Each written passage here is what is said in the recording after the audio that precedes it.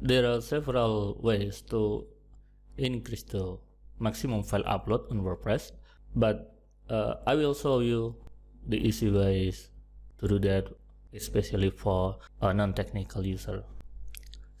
First, you need to install a plugin as max file upload. Okay, then there are several plugins that handle that feature, but I will choose this one because it's the last update is 2 weeks ago.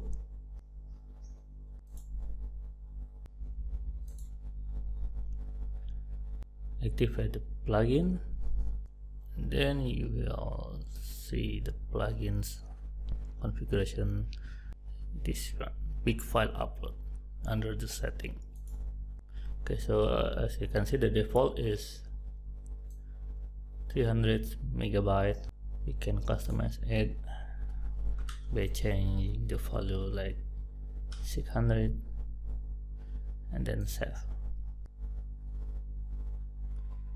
And you can check it by open the media uploading feature.